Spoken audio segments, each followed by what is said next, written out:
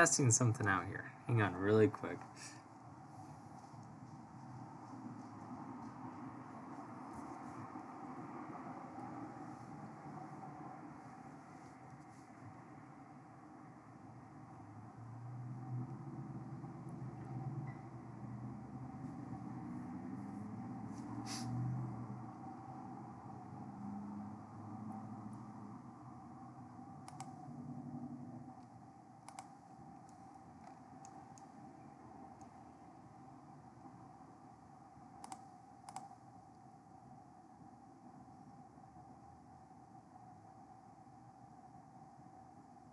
I'm not sure if we are fully live yet. YouTube is spinning on my end, but we'll see. Let's try something else out here.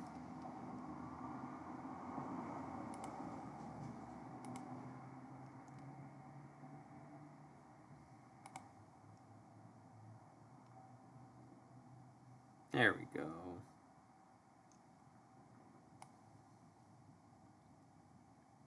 Great.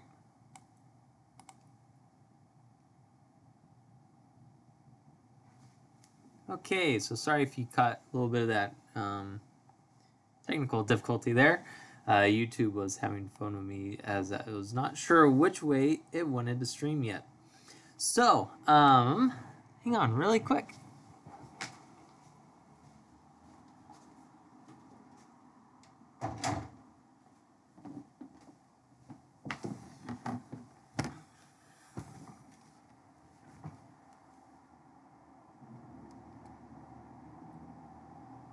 Okay.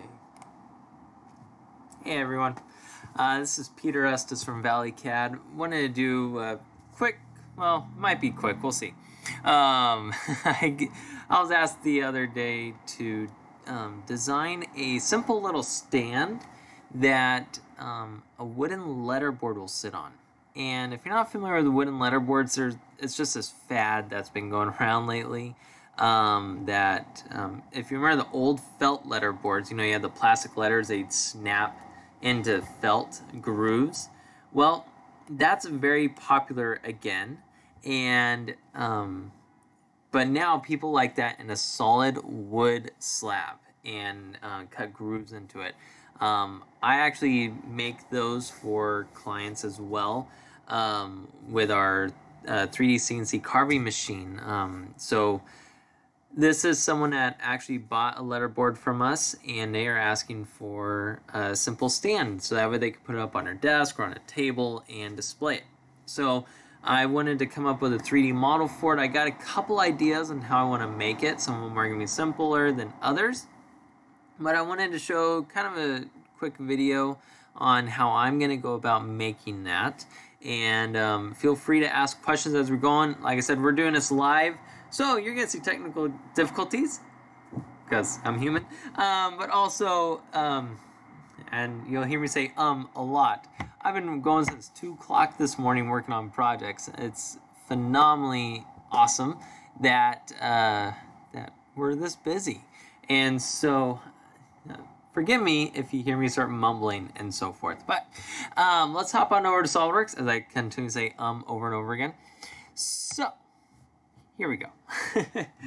So these wooden letterboards, well, what are these things? What do they look like? Why are people going crazy about them? Well, let me pull up a picture here and I could show you kind of what wooden letterboards look like and how they're a pretty cool little unit. Like I said, a lot of people are liking these and are buying them a lot. And if you go over Etsy or Pinterest or something like that, you'll see a plethora of these. And you'll actually, how we're making these is actually through our sister company called The Modern Chisel. And a Modern Chisel is a wood, it's a wood making business that my wife and I actually created together. And it's a fun project. And it's slowly becoming a Schedule C business for us, so it's pretty exciting. So yeah, so let's see here. Let's see if I can pull up a good picture of one of these wooden letterboards. There we go. So this is a wooden letterboard, and this is actually made out of dark walnut, and they become extremely pretty. And so, like I said, you just get these simple plastic letters that snap into it, and every one of these grooves I actually make on our CNC machine. And I got a fun little video showing that in action. Let's see here. At least I believe I do. Yeah, let's pull up that one. So this is what happens. So this is actually some ash that you see, and this is our machine going across, and it's cutting each groove. And so these are extremely small grooves. I have to use an extremely small bit for it as well. And so it takes a process to be able to go through and cut each one. But the final product is very beautiful. As you can see here, this dark walnut, extremely pretty. So like I said, we have a client through the Modern Chisel that is wanting a little stand for their letterboard. So what I'm going to do in this video is actually show you how you can take a letterboard, in this instance letterboard or a part file, make an assembly off of it, and then make a virtual part in the assembly to fit the parameters of another part. And it's called top-down modeling. So cool, let's hop on over to SOLIDWORKS and see how we can make that happen for us. So I'm going to pull up the part file for us here really quick. Once again, sorry I keep looking over to my other screen here, making sure people aren't asking questions, but also currently trying to find that part file. All right.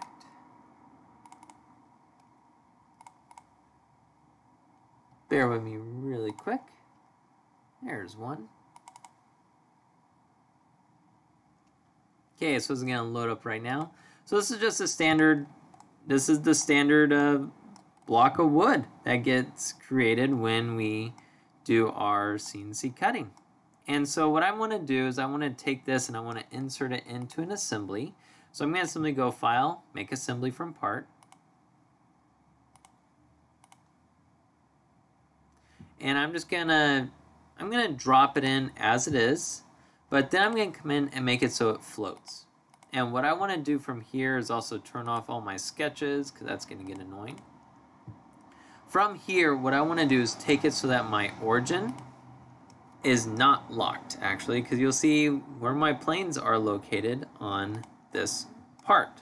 So what I actually want to do is come off of my right plane and of my assembly and select both faces here. I'm just holding down Control and clicking each one, and I'm saying, hey, be symmetric.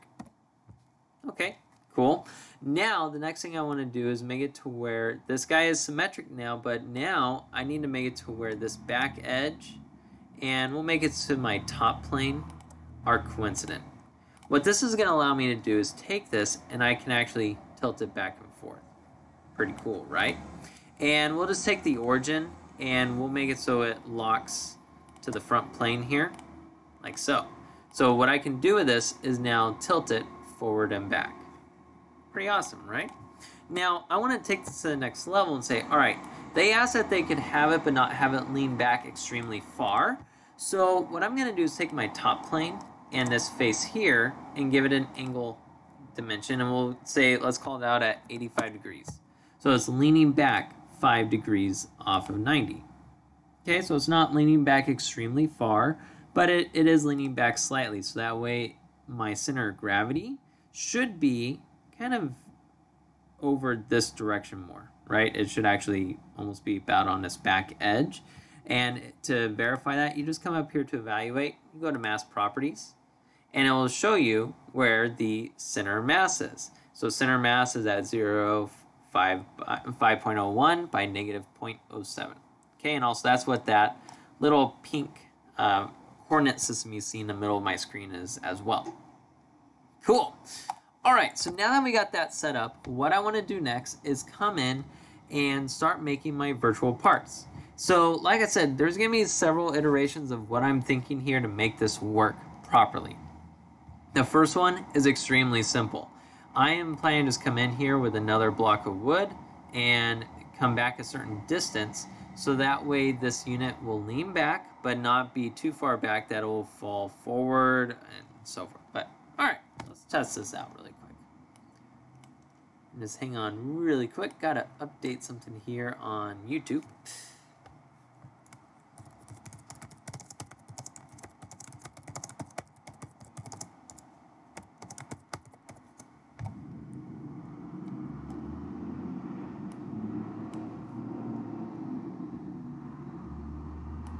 So, we having fun yet?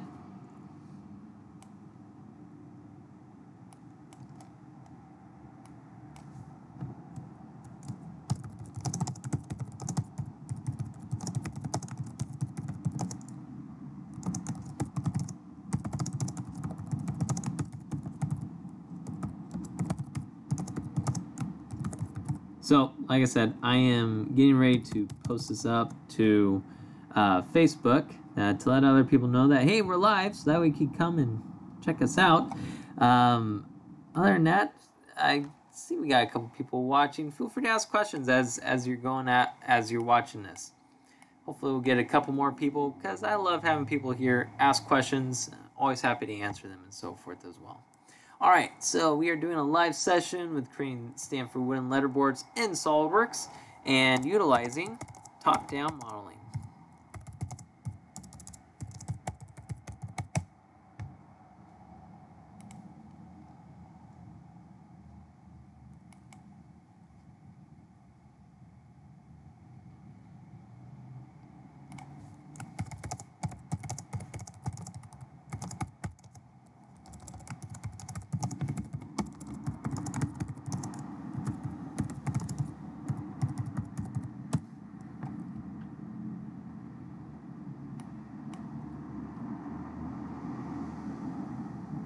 Cool. All right. Sorry. Now we got that taken care of. Like I said, I'm still trying to get used to these YouTube live sessions. They're kind of fun, but it's just another way of thinking, I guess you could say. All right, so now that we got that done, if you are just joining us, we are doing top-down modeling, and we're taking this wooden letterboard that we made through our other company called the Modern Chisel. It's our sister company. And what we're going to do is use top-down modeling technique to design a stand for this letterboard. And I gave it rules already stating that this letterboard needs to lean back 5 degrees off of 90. All right, cool. So what we're going to do next is come off of our front plane, or actually let's go off of our right plane here, and we'll just do a simple insert new part. So what this does is it's going to insert a virtual part onto my SOLIDWORKS, and SOLIDWORKS is going to automatically ask me, hey, what plane do you want it on? I want it on my right plane, and I just click on it. So SOLIDWORKS has inserted a new part for me. Pretty cool. So now, how do I know that this is a new part and it's a virtual part? I know it is because SOLIDWORKS will add these little brackets around the beginning of the part name. And that's SOLIDWORKS' way of saying, look, you just made a new part, but it's a virtual part within this assembly. So it's not its own part file, but you can later make it into its own independent part. Okay, so now we got this set up. We'll see that my front plane is lined up with my front plane of the assembly. Top plane is same as top assembly, and my right plane is there. Sweet. So what I want to do is come in and edit this part. So now that the part is in edit mode, I could come in and simply start making my first part or iteration that I want to utilize for making this. So I'm going to come in and I'm going to make it so that my display state is hidden lines visible. The reason why is when you're in hidden lines visible, it's actually SOLIDWORKS will allow you to grab edges of existing parts in your assembly. When you are in shaded with edges mode or other forms of display states, it's a little bit harder to be able to grab certain edges. Like right now, SOLIDWORKS will say, oh, you want to grab that hidden edge right now? Yeah, I would like to utilize that. So that's some of the perk of going into hidden lines visible. Also, wireframe or hidden lines removed does the same thing. I just generally go to hidden lines visible. Okay, so with this first design is going to be extremely simple. I'm just going to come in, come off of my right plane, create a new boss extrude, and what I want to do here is do a simple rectangle like this. And we'll make it so that the rectangle extends off of this point. We'll say that it comes off 1.5 inches. And I want my depth here to be off of that guy. We'll say, make that 0.1875. And we'll make it so that this is 1 inch thick. And since we're probably going to be dealing with wood, it's more likely going to be 15/16 or 13/16 thickness. Okay, and then with that, what we need to figure out is how far back do I want this board to go. So in this instance, let's start off with 8 inches. Okay, so with that, that should be pretty good. We'll say okay to this, and I want to do a direction 1 and direction 2, and I want to say up to surface. What I want to do is extrude it up to that face there. Direction 2 is going to go up to my other face. We'll say up to surface, and we'll say that one right there. Now check out what happens. SOLIDWORKS is going to extrude that up, and it's going to stop it at those faces for me. So if I ever came back to my original part and I made it wider or anything like that, SOLIDWORKS will actually update this virtual part to match it. So this is a really useful technique for when you are modeling, to be able to come in and tell other parts to be driven off of existing parts. So remember, I always like using the term, let SOLIDWORKS model for you, don't model for SOLIDWORKS. Okay, so now looking at this, let's just go to shaded with edges mode, and we'll see here that I got a little bit of an issue. So I got these grooves here, the very bottom groove, and it might be okay, but I think it would be better if I came in here and made it to where my sketch, this guy right here, was actually a little bit taller. So we'll come in and we'll say 0.25, because what that will do is it will shift this guy further down, and it will leave a little bit more of a gap there, because even though if I put the letters on here, the letter will actually suspend a little bit below the groove, as you can kind of see here. So you see the groove is right there, but the letter comes down just slightly below. And so where I originally had it, it might cause an interference. If someone, whoever wants this, decided to put letters at the very bottom, they want to use their whole letterboard. So that's why I'm just saying, you know what, it might be better to come in here and give a little bit more of a distance there. Maybe even come in and add another 16th to it, 0.0625, so 0.3125 is the distance there. That should leave it pretty good. And we'll just do a verification there. So we'll say okay to that. Measure from, we'll say this edge to that face. It's 0.16. Yeah, that should be pretty good. So now that we got that set up there, what I can do next is I need to come back in here and see that this is interfering, right? Well, what I'm going to do next is come back in and edit my part. And on my right plane again, I'm going to do a cut. So features, extruded cut, and so I'm going to select this face and just say convert entities on it. Pretty cool, right? Watch what it'll do for me. So I'll say okay to this and say cut through all both. So now I just made it to where this guy is cut out completely, and if I ever change anything on this sketch, let's say, oh, maybe I want that to be 0.25 again. Do you think my cut's gonna be updated? It will, because everything that is made on this virtual part is dependent on my board. Okay, so this is iteration 1 that I was thinking of for making a little stand for the letterboard. But let's verify this really quick. So let's bump that back to 0.3125. You know, so that way we have that little space there. And, you know, to make it look a little bit better, we'll come in here, we'll edit the part, and we'll make it so it has an appearance. Or we'll give it a material of, let's say, pine. There we go. So it's a pine board on pine board. Let's edit the appearance on this guy. So this individual wanted a walnut look. So we'll give it a dark walnut. And give it a varnished walnut look. And I would say just do that to the whole part file. Good. So that way they could kind of see color difference on it. And if we went into real view, you'll see that it looks like wood now, right? Pretty cool. All right, so let's get off of that real view for a little bit there. So with this, let's verify how our evaluate will look, you know, with our mask properties. I'd hate to make it to where this thing is gonna fall forward on me. So right now my center of mass is lower. So it's a lower center of mass here, and it's leaning more over towards the right, meaning that, hey, if it wants to fall, it's going to fall backwards. It's not going to fall forwards. And it's not so far back that, or far, like there's enough lip on this front end, so if they do bump it, it won't fall forward. Okay, so that might be a pretty good board for them. They might like this. Now we got to look at it and say, all right, well, this board is technically, I'm going to have to come up with a board that's 8 inches by 8 inches. Okay, that's not too bad. So that's iteration 1.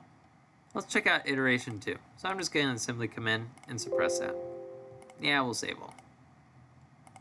Okay, so this is a great part about doing this as virtual parts in an assembly. So I just simply suppress that part, and now I design my next one. So the next one I'm thinking of is actually a whole stand, and it's going to be a piece of wood that's going to be held onto here, have a little lip below it, and then have a little leg that jets off the back.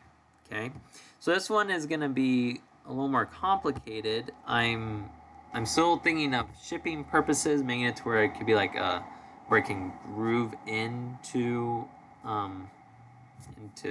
each other, so that way it could be disassembled if needed. Because once again, you got to think of, hey, I got to ship this thing, and if it's too thick, it's not going to be able to go into the package, right? I have to get a bigger box, which would cost more in shipping. So with this, what I was thinking was I'd come in and do a simple little block on the bottom. Now hold this, and then have a thin piece of wood here, and then have a little thin sheet of wood that will hold it in the back and kind of create a lean-to.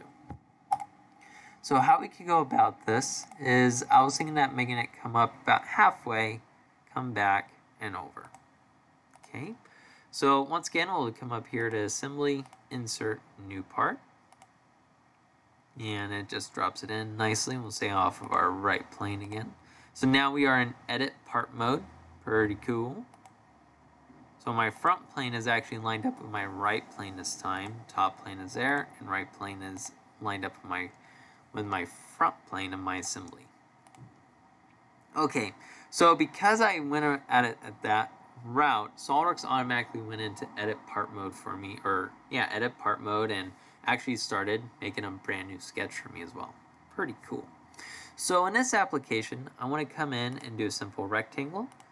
We want to do an angled rectangle from U to U, and we'll bring it down like so. And we'll give this a smart dimension of, we'll get a 1/2 inch thickness. Say OK to this, and with that sketch, we're going to extrude it out. And we're going to do an offset from surface this time. I'm going to come in and we're going to reverse that and say I want to extend it out 0.25 inches, and also do that on direction 2. Extend it out 0.25 inches, and I want to offset from surface. So let's select that face there, reverse offset, and say OK to that. There we go. Pretty simple. So now that we have this set up, what I want to do next is come up with my little sheet that's going to be behind it. And so I could actually select this face if I want to, and actually build off of that, which isn't a horrible route to go, but I could also select this face here. So we'll come in here and emboss extrude, and this one, I want it to be exactly the same size as that. So we'll just say convert entities on that, and say OK. With this sheet, I want to have it go off, we'll say 1/4 inch. And we do not want to merge our results. So with this set up here, we're going to see a little bit of an issue, right? The issue is that this is technically not connected here. So what do I need to do to fix this? Well, actually what should have happened was I should have made this extrude out a little bit further, right? So maybe I should have come in here, edit this sketch, and do what I was saying in the first place. Utilize that face there.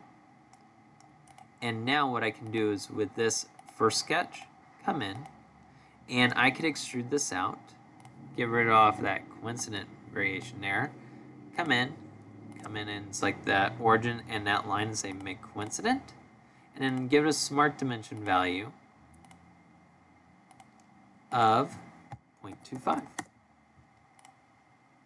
and say okay to that. Now I'm going to make my part even a little more intelligent due to how I just modeled this. I'm going to come into this boss extrude again. Instead of giving this a value of saying, hey, go out 1/4 of an inch, I'm going to say go up to surface, which is right there. Because what that will do for me now, if I ever edit this part here and say, oh, I need that to extend out, let's say 3/8, 0.375, do a Control Q, Control Q. You're going to see that this face here actually got thicker as well, or this body here, or it should. Told you to do it, right? 0.375, yes. There we go. It just had a little issue of rebuilding for some reason. So if I click on this edge here, we'll see 0.375. Cool, huh? All right, so we'll come back onto this and we'll say make you go back to 0.25.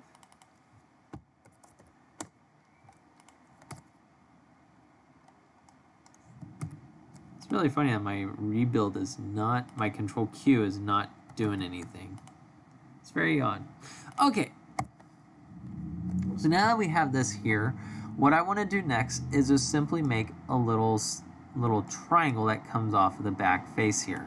So I'm going to come off of my right plane, or sorry, my front plane, and come into features, boss extrude, and we'll just come up so it's about halfway, and we'll just come down like so. And what's really fun is I could come in and put like a swoop on it or leave it all straight edges. It really doesn't really matter on this, but you know what? Let's have a little fun with it. So I know that this is my contact point here. So what I want to do is come in with a construction line and say make this horizontal. Because that face there, technically that's where it's going to be contacting the desk or the table, whichever one you want it on there. Now that's also going to be an interesting factor there because that's my only contact point.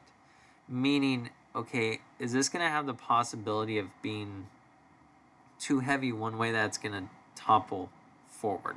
Well, it's all going to be dependent on where my center of gravity is going to be. My center of gravity is kind of like out here. Yes, it will. But because it's leaning back, it's going to tend to want to fall backwards. Okay, and that's why we're going to build a little structure off behind it. So we'll come in here and let's draw another simple line, not construction this time. And we will make it to where this comes back like so and comes over like so. And like I was saying, we could come in here and do something kind of fun with it if we want to. We could say make that come up straight and then go into arc mode. You know, do some kind of fun like this. And we come in and, you know what, my arc mode went the wrong way. It happens all the time. Let's do something like this. There we go. So like I was saying, you could come in and you do something kind of fun there. All right. So with this, we could come in now and say, all right, let's smart dimension this bottom center line. And we'll say I want to come back a total of 5 inches. Okay. So with that 5 inches, we'll make this so that that's at 2. We'll give this a radius value of 5.5. We'll make this so it's 1.5, just add some variation to it. And we'll come in here and give this an angle of 60 degrees. And we'll give this an overall height here of 4.75. So that's going to fully define my sketch. Now we could say okay to that, and I'll say simply on this, let's make it to where it's going to be a mid-plane. And we do not want to merge results again. And we'll say okay to that. And it's done. Pretty cool, right? So looking at this, I'm looking at it going, all right, so shipping wise, this could be an issue because looking at this for shipping, if I glue all this up, it's gonna not shipped properly, right? And so maybe I should make it to where there are tabs to where this can come in and lock into the board here. So we'll have to figure out how we can make that work. One way is that we just do simple stubs that come out, and when they get it, they can put it together and glue it. That's gluing and construction for them. I don't know if they would want to deal with that. But also if we make it to where it can be a come in, so imagine this is the face here, it comes in and comes over like that, and then it shifts down and it locks it in. So that could be one other variation that we could look at as well. More likely I'll have to make this a little bit thicker, but we could test that out. This is the joys of having a 3D CNC carver, because I could come in after I make all this, send off to as a DXF file, and my G-code sender will be able to cut it all on my machine. Pretty awesome. We're very blessed to have this, and it's such a great tool for us, and also for when we do prototyping for our clients here at ValleyCAD, it's a very useful tool.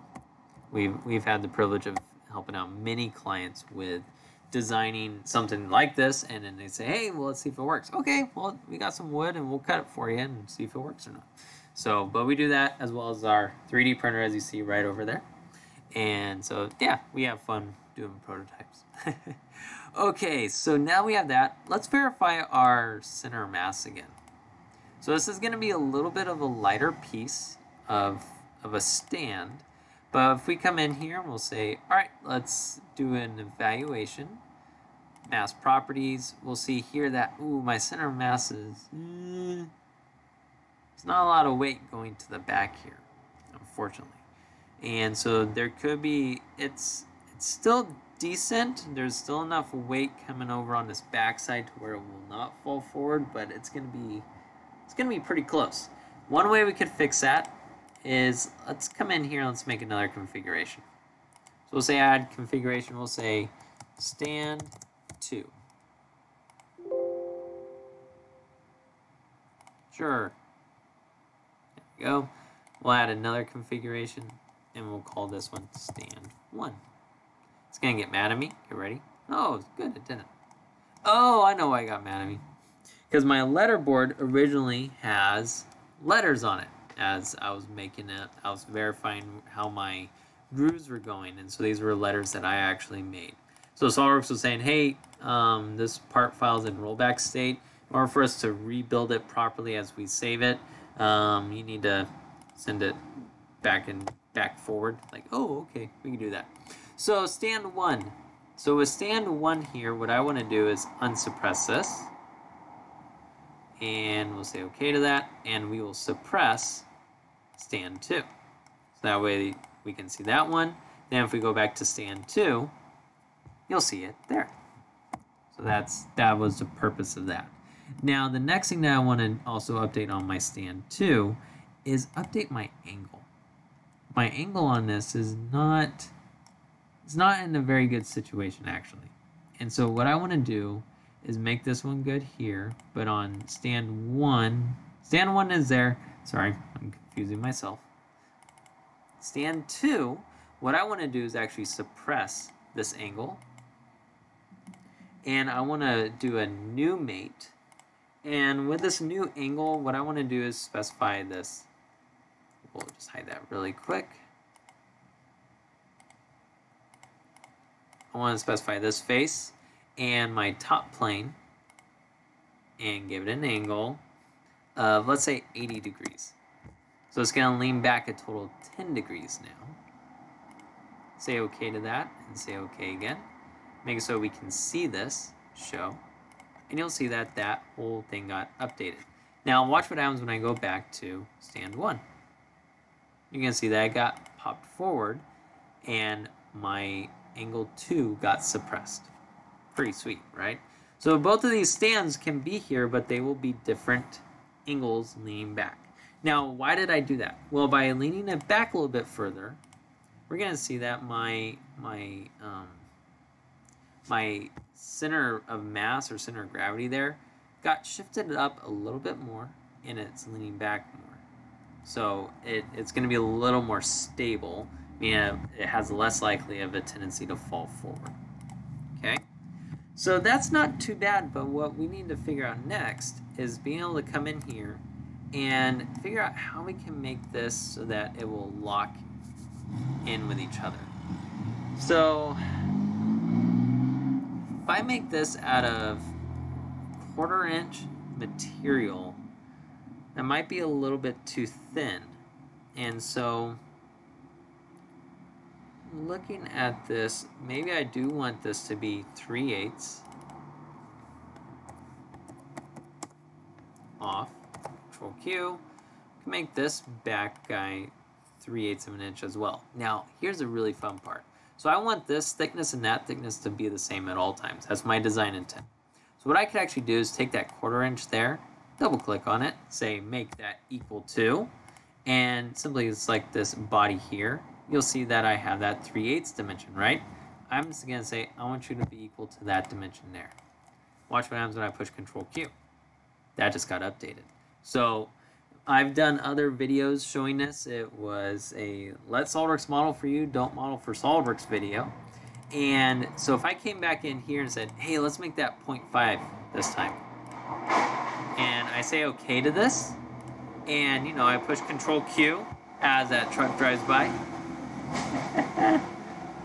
It's the joys of doing live videos, I know. Watch what happens when I push Control Q. Everything got thicker. Pretty awesome. All right. So what we are going to do next is come in here and figure out how can we make a tab system so that way this can like kind of go in, slide down, and lock into place. That way the end user doesn't have to worry about gluing it, or if they need to disassemble it, they can. It's just another fun type of stand here, right? So what we could do is simply come in, and on this face here, we'll do an assembly. We'll edit this part. And also I can open this part in its own part file. Even though it's not a true independent part file, you'll see that by looking at my top of my screen here. It says part and 2, and then it has a little upwards caret. I'm sorry, I'm going blank on what that icon is called, of assembly 1. So it's saying that this is part 2 and it's virtual to assembly 1, because I haven't saved that assembly yet.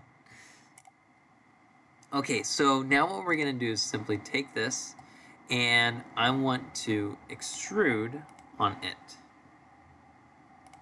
And what I want to do is come in and figure out a way where we can make a little tab system.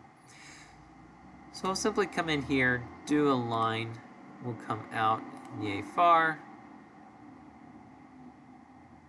down like so, come back, up, and over.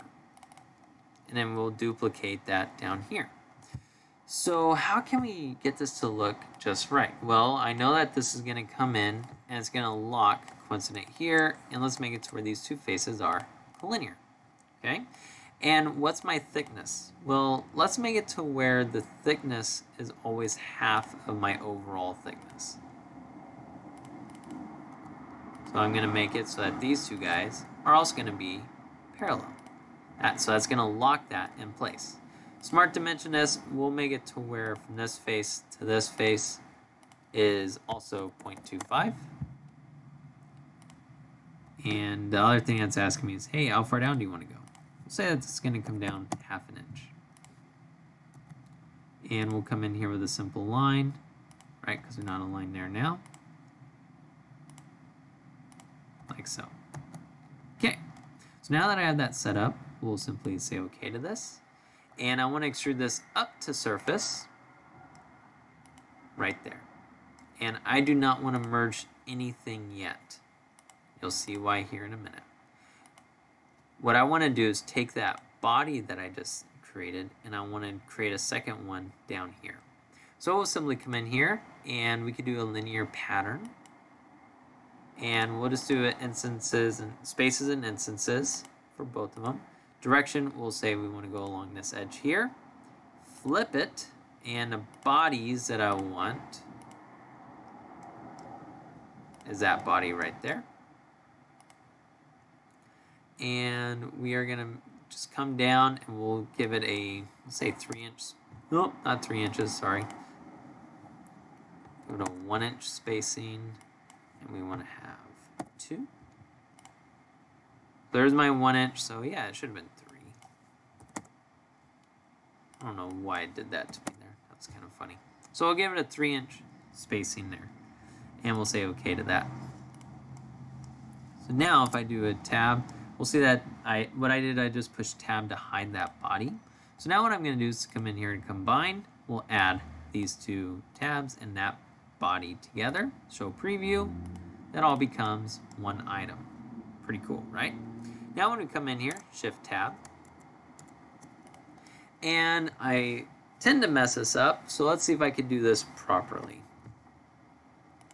So we do an intersect command, and what I want to do is take this body and this body, and let's do an intersect.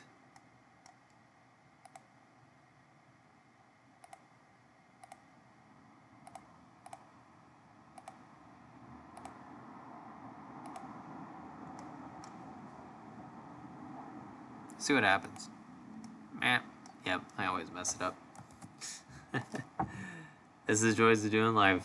Okay, so I want to come in here and be able to cut away this body here. But how can I do that? Because if I come in here and do, you know, a combine and, you know, I want to do subtract, main body is this one, body subtract is that one, show preview. See, it removes all that stuff there. So I need to figure out how I can come in here and tell SOLIDWORKS, hey, where you see this, cut away. Maybe indent will work for me. Target body is this one. Tool body region is on this guy here. Remove. There we go. This might work. I want to cut. Say okay to that. Let's see if this worked. So if I take that, and let's do a section view now. Moment of truth. Hey. So it's here. Tab. There's my cutout. Sweet. Finally did it right. Yes. There's hope for me. Okay. So there's an issue though with this. And the issue that I'm seeing here is I can't fit those tabs into this right now in this current scenario. It's just not possible. Because my tab that goes into this is taller than the opening there. So what I have to do is actually come in with this cutout here that I have awesomely made, come in and cut out the top portion as well. And so we could actually take from this face here and cut it a total height. So we'll simply select this face, do cut extrude, do a rectangle, and we'll just draw it twice. Oops. Like that. Okay? And I want to make these guys equal to each other. Accidentally selected the midpoint. Make those two equal. And we'll come in here and make these two guys lock to each other. These two lock to each other. And let's see if SOLIDWORKS will let me do this. Aha, it will. So what I just did was I made it to where this cutout and this cutout are the same size. Because this total distance here, right here, is what that tab is. Granted, I'm not giving any room for wiggle room on this, but you know, we'll be fine. We'll say through all on that. So now when I come back in here, shift tab to show that body, we'll see that this guy now can come in and lock in the position here. Now, let's see if I gave myself enough room. So I know that my distance from on this edge is going to be 1/2 inch. Right? Now, if I look at from here to here, it is also 1/2 inch. So it will work. So this is going to come in like so, and then I slide it down and it locks into place. Cool. So I'll say okay to that. So that might be a pretty good scenario. They might like it. Maybe, maybe not. So let's come back in. Let's show our letterboard. So here is iteration number 2. The third iteration is kind of doing a it'll take a screw and you take a wing nut and you lock it into place, and it'll swing back and forth. It's a very common thing. It's something that you can just buy at a Michael's or maybe in Hobby Lobby. So I'm gonna not make that one. I'm just gonna show, like, say, hey, if you're wanting a lean back, you could buy one of these. It'll work as well. If you want a custom one, hey, we could do that for you. So looking at this, we got stand 2 and stand 1. So these are the 2 iterations that I'm thinking of showing to our client through the modern chisel, and see what they have to say to that. So once again, my name is Peter Estes. I am the owner of ValleyCAD. We used to be known as Solid Prints. We actually changed that in June this year. Too many people saw the name Solid Prints and thought that we worked on printers. Silly as that. Or they thought that we did screen printing. And so in reality, I started the company back in 2014 under the name of Solid Prints. And the reason why I called it Solid Prints is because of 3D printing. You know, we print solid objects, and so that's why I came up with that name. But through the last 4 years, we found out that it wasn't making sense like I thought it would, and so we changed the name to ValleyCAD right here to reflect what we do. And so we are a mechanical engineering and product design firm. We do simple things such as like the letterboard that I showed you, but we also go in and we help design cars, helicopters, sunglasses, huge industrial equipment. We also do drafting work for larger companies as well. So also on top of that, we love doing stuff in SOLIDWORKS. That's why we got a YouTube channel for this and trying out these YouTube live scenarios.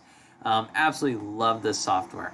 And we got some really exciting news that we are hoping to present to everyone here in this next month or so. So once again, thank you for watching this video. I hope you got a couple hints out of this for doing top-down modeling and also utilizing the SOLIDWORKS existing geometry to model new geometry. So once again, thank you for watching this video. If you have any questions, hop on over to our website. It is www.valleycad.com. And with that, you can see all the other services we provide. You can also see how to contact me directly.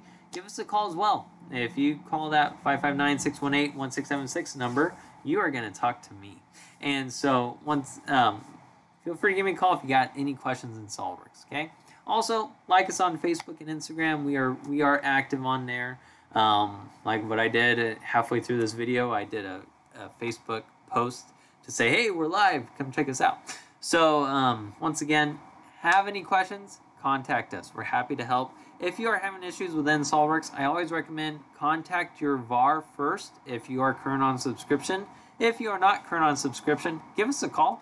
I am happy to help out with any SOLIDWORKS scenarios that you might have and try to give some insight on how you could correct it if it's a user error or if there's something wrong with the software. So once again, my name is Peter Estes. I know I've said that many times now. I'm the owner of ValleyCAD. Thank you for watching this. Have a great rest of the day, and make sure you learn something new. See ya!